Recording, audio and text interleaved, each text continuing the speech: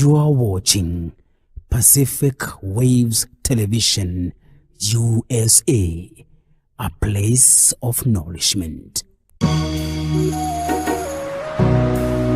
Pacific, Pacific Waves.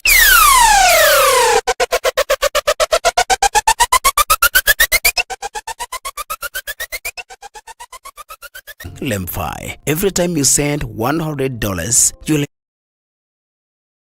send and request money from your family, friends, and acquaintances with Lemfi. With Lemfi, you can send or receive money from anywhere in the world to parties with a phone number or a bank account on a zero transfer fee within minutes, including receiving money from Kenya. You can use paybill and TIN numbers to pay expenditure in Kenya using Lemfi. Every time you send $100, you'll enjoy $30 cashback across the world. Lemfi has the best rates and you can't afford to miss on your phone via Play Store or App Store. Use Lemfi today, and when asked for referral code, write Prestige and you enjoy the bonus. Be global with Lemfi today and enjoy bonuses on every transaction. Hello, good people. It's a joy to be here at Pacific Waves TV, based in Seattle, in the US, and it's a great joy. We've been spending some time with the brothers and sisters here in Seattle, and God has been good. Now, we have an opportunity here to share God's word this morning, and I'm going to share on the subject of sexuality.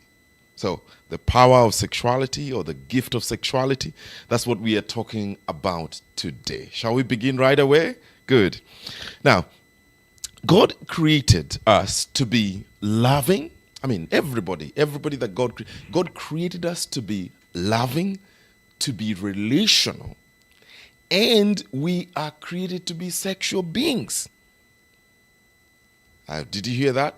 God created us intentionally to be sexual beings.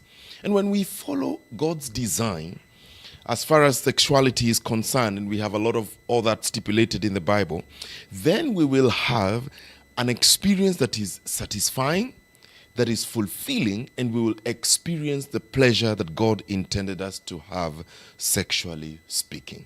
Now, God gave spirituality to us as a gift. And sexuality has power.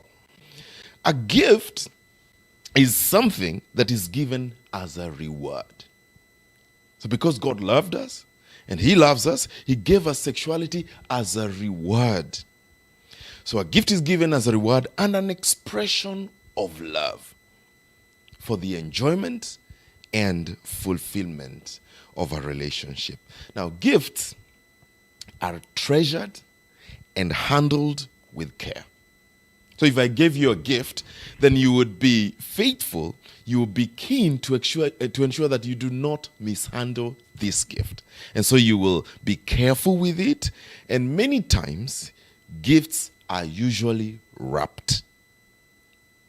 So for you to benefit fully from the gift that you have received, then it needs to be unwrapped. It's the same concept with sexuality. So sexuality has to be carefully unwrapped for the right person and in the right context.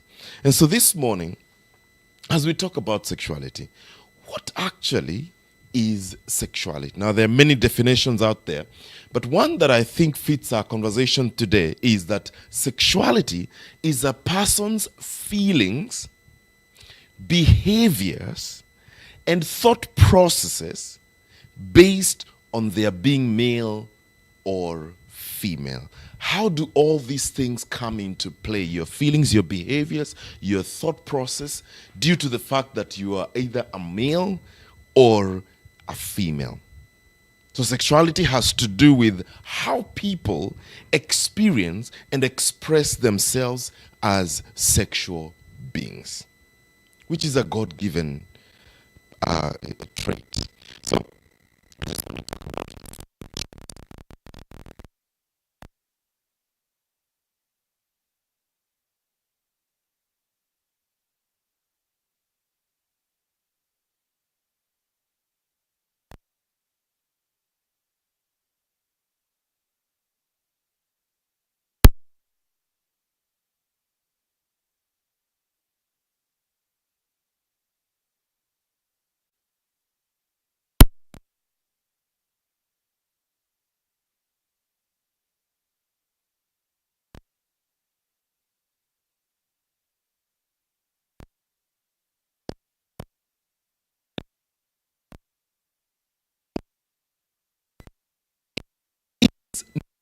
good man to be alone. I will make him a helper suitable for him. And then, if you jump to 25, the scripture says, the man and his wife were both naked and they felt no shame. Praise the Lord. Now, if God himself knows, and he's the one who created us, he knows that it is not good, it's not a good thing for a man to be alone. And when we talk about man being alone, it simply, when you read on there, it simply means that to sort the issue of man being alone or the loneliness of a man, then the antidote of the loneliness would be a woman. And here it says, created a suitable help for him. Other versions will say a meet partner, which means that this person meets the needs of the man, and subsequently the man would meet the needs of the woman. So because of that creation design, a man has unique needs that can only be met by a woman.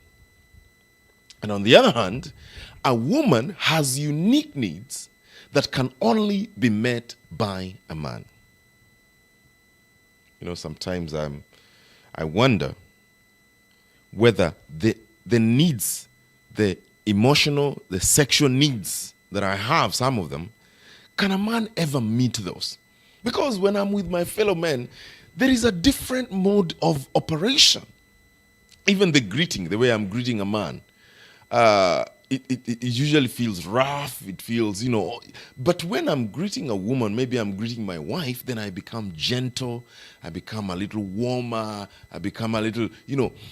So there is a different orientation on how we approach women and how women would approach men.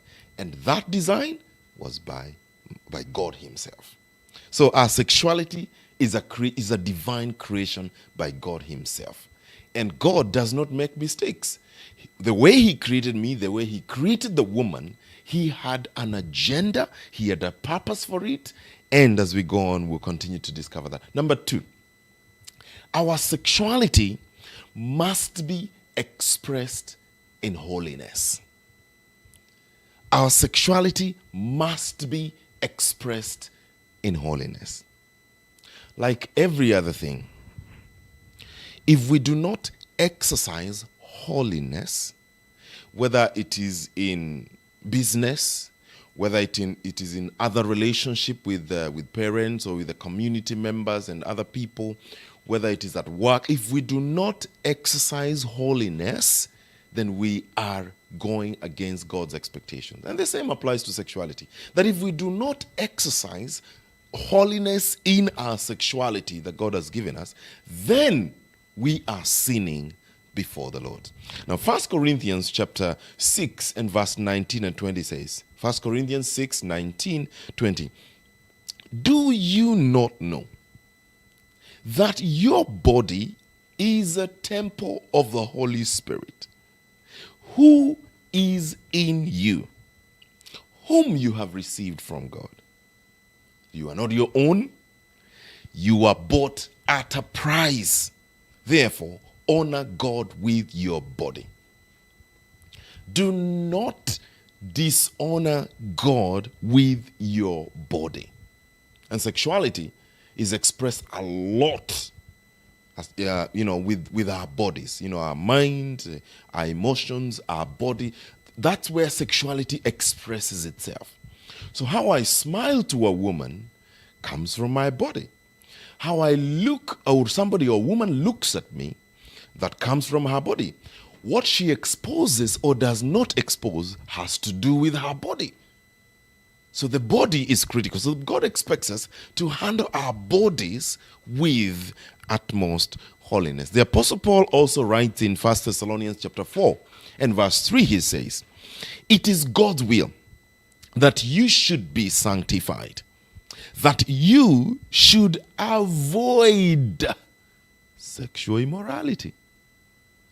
that each of you should learn to control his own body in a way that is holy and honorable. Sexuality is to do with the body. And you know, sometimes, there was a time when we were dating with my wife, sometimes I would ask her, when there's a lot of heat coming through, and every one of us experiences those heats, and I'm asking, how can God, in his wisdom, create such a beautiful woman like you, and then expect me to steer clear of you, of your body, until we get married? Now that would be something that would be very difficult to comprehend. It's only after I got married and we were now having the experience of a wife and a husband, that's when you realize God knew what he was saying or what he was doing. This sexuality, when it is carefully and in a holy way unwrapped in marriage, it's the most beautiful thing. So, our sexuality must be expressed in holiness. The third one, which I've also alluded to, is that our sexuality is reserved for marriage. Or let me say, sexual expression is reserved only for marriage between a man and a woman. You know, nowadays there's different types of marriage, but for our purposes, we are saying marriage between a man and a woman. Now, before you get married, do not touch that woman or that man. When you get married, the Bible expects immediately touch that woman. Now, I struggled with that when we first got married, because yesterday I should not touch, today I must touch. And I said, God, sounds crazy anyway. But listen to Proverbs chapter 5 and verse 18 to 19. Proverbs 5, 18 to 19. And I think this is one of my favorite verses. It says, let your wife be a fountain of blessing for you. Rejoice in the wife of your youth. She's a loving deer, a graceful doe. Let her breasts satisfy you always, not once, always. May you always be captivated by her love. Marriage is a game changer. So immediately you get married, now these are the kind of scriptures that now you should be seeking to fulfill. You see, when the Bible says you should not only be listeners but doers. Now be a doer of this scripture. Let your wife be a fountain of blessing for you. Rejoice as you live with your wife as you are.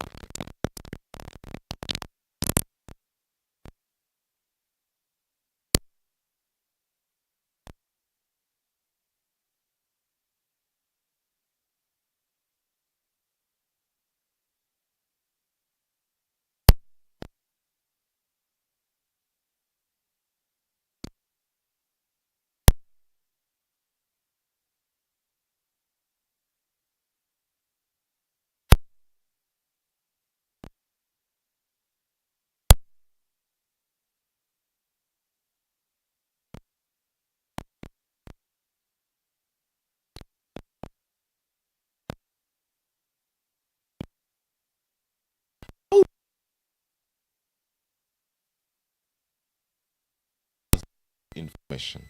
Those who are married, you know what we are talking about. Now, 1 Corinthians chapter 7 and verse 2, the Bible says, but since there is so much immorality, each man should have his own wife, and each woman her own husband. So, interpreted simply, it means the antidote for sexual immorality is get married. So the people who are not married, the people who are single and are struggling sexually, especially with other partners, part of your medicine is get married. And when you get married, then you're able to express your sexuality in that context.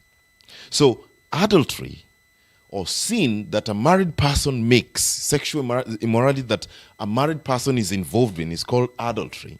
Adultery is sin before the eyes of the Lord.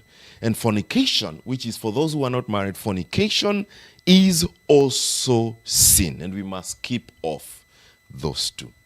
As I conclude, I want to leave you with a few differences between men and women when it comes to sexuality. Number one,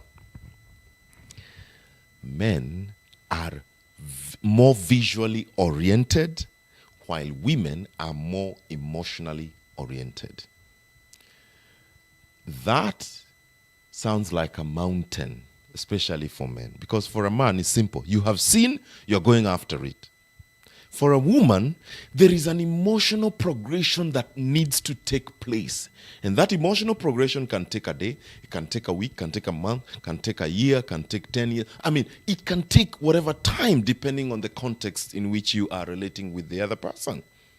But for a man, you see, you go after it. That's why most prostitutes, the majority, more than 90%, I believe, are women. Why? Because a man only needs to see.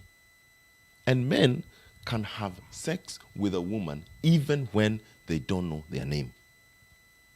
They don't know their age. They don't know where they come from. They don't know their background. A man will have sex with that kind of a woman. Men, sorry for releasing your secrets. But, it's good to talk about these things. Why? Because a man simply just needs to see. Pornography, for instance, is about seeing. And men will be having emotional or mental sex with the women in those videos, and they don't even know they don't even need a relationship with them. Now, when you know that, then you know how to handle yourself as a man. Take care of your eyes. You remember what Job said? Job knew that this was such a serious thing. And you know, when the book of Job begins, it describes Job as a holy person. He was a godly man. And it is this godly man that later on, after struggling with his eyes, says, hey guys, I have made a covenant with my eyes. The holy man needed to make a covenant with his eyes. How much more you and I? Let's take care of our visual experiences. And for women, let's take care of our hearts. Let's guard the heart. Because when you let your heart out, then a man comes into your heart, then that's the beginning of trouble. Number two, men are the initiators, while women are more of recipients. A woman feels honored, feels nice when she's pursued, when you initiate as a man and you go after her and you're pursuing her and you're trying to please her and trying to make her feel good. She feels good. A man, on the other hand, feels like a lion when he's given an opportunity to pursue. And when you're being pursued as a woman, then you also respond. Bible says that he who finds a wife, meaning you are looking. You don't find when you are just seated there. No. You find when you are looking. So the Bible alludes to the fact that a man should be looking. Because when you look, you will find. So he who finds a wife finds a good thing. Number three, men express less feelings than they feel, while women are more emotionally expressive. And this is a trouble in many relationships because the women are always wondering, does my husband have feelings? How come he does not talk about what he's feeling? And they've been together for 2, 3, 4, 10 years. And this guy doesn't look like he has any feelings. That was a creation of God. And I don't know why he created men like that. I wish that we had more expression of feelings. But I think that's just how God created it. Of course, trouble comes when you have this the woman on one end and the man on one end, in trying to communicate with each other, trying to live together and coexist. And these orientations are making it difficult for us to understand one another. And so marriage requires that we are continuously working towards coming together or bridging that gap. Number 4, and the last one, is that men tend to view relationship as goals or achievement, while women look at relationships as a beautiful and a romantic experience. How did you get that? I remember when we were planning our wedding, in my mind I was like, no, we need to get this done, raise this money, pay this bill. Now my wife, on the other hand, is one, hey, take me slowly. So if it is about proposal, there needs to be some memories that are created. If it is about engagement, some memory. If that morning, there needs to be an experience. It's not about being it's an experience that she's having. And the same is actually in marriage. That your wife would want to feel like she's having a wonderful marriage experience. Things like quality time mean a lot to women. Things like sitting down and having dinner or candlelit dinner and stuff like that means a lot to them. How you come home and she receives you and you hug her and you're getting in there and you're settling in together. It's a nice feeling. Now for a man, I've come home, sit down, do that. It's a project. The project this evening is to get into the car, drive, go home, boom, I'm home. And I pray that God helps us to handle these gaps, because these are really the things that create trouble in relationships. Some people struggle for so long and they get to a point they say, we have irreconcilable differences. My school of thought is that there are no differences that are irreconcilable. That's a discussion for another day. May the Lord bless you as we think sexuality. Shall we pray? Father, in the name of Jesus, we thank you for the moments that we have shared briefly right now. And I thank you for our audience as they think through what we have shared. We pray, oh God, for the visitation of the Holy Spirit, that you restore marriages and relationships in this land and beyond. And Father, I pray that in areas that we have struggled because of one reason or another, Lord, may you help us. May you help everybody who is listening to me today, Lord, to make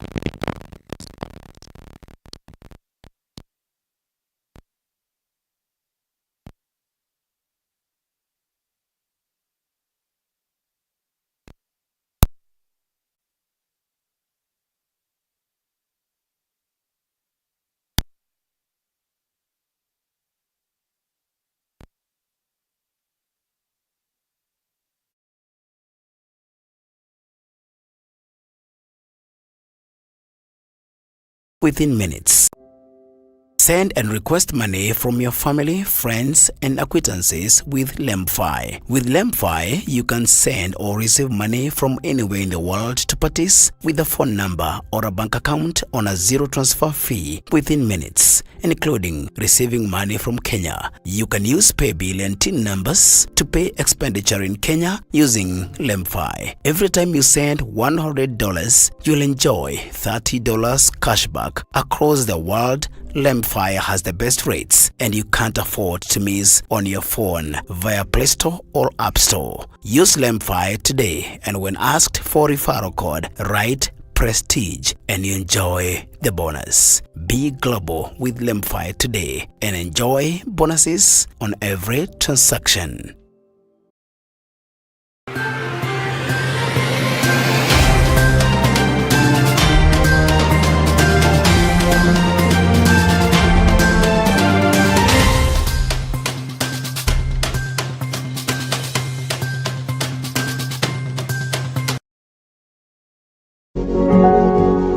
You are watching Pacific Waves Television USA, a place of nourishment.